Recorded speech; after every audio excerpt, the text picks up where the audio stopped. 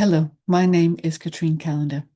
I am the author of the chapter Dual Challenges, Dual Strengths, Neurodivergent Parenthood in Higher Education. I'm a PhD researcher in social policy, lecturer and model convener at the University of Kent in Canterbury, UK. I'm also a neurodiversity mentor and coach, and indeed a neurodivergent parent. My academic work focuses on trauma, identity, and epistemic injustice for late identifying autistic women using participatory narrative methods.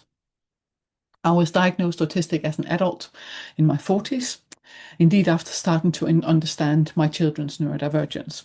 And that experience fundamentally reshaped how I see myself, my work, and my relationship with wider social norms, professional roles, and academia. I wrote this chapter to address a gap I'm living through myself. The absence of real conversations, data, and policy around what it means to be both neurodivergent and a parent in higher education. Because these identities don't exist in isolation. They interact in layered, messy, and often exhausting ways. And I've found that institutions very often treat them as separate or worse, invisible. So the chapter draws on qualitative research I conducted with neurodivergent parents who were also faculty or postgraduate students. Conversations included frustrations with inflexible systems, the mental and sensory cost of disclosure, and the lack of structured support. But just as importantly, they described how these identities have reshaped academic purpose, why individuals study what they study, how we teach, lead, and advocate. As many neurodivergent parents enter academia through lived catalysts, a diagnosis, a child's experiences, or a personal encounter with systemic failure. Their work is deeply grounded in daily life.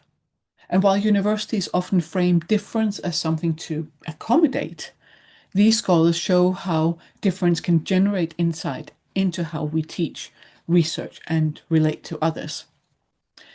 But without the institutional redesign, individuals are the ones that bear the burden of, sometimes burden, of balancing executive functioning, advocating for own and family needs, and meeting academic expectations. And the resulting tension often forces difficult choices between academic aspirations and personal and family well-being. I see this as an institutional failure, not a personal one. My chapter aligns closely with the broader theme of the book, as it values neurodivergent authored lived experience and community knowledge beyond the traditional academic output. And my contribution, like the brilliant others in the book, pushes us to imagine learning as something that is shaped by identity, context, and activism.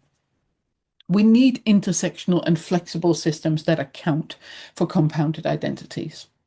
We need lived experience to be recognized as legitimate academic contribution, and we need to embed support structures from the start.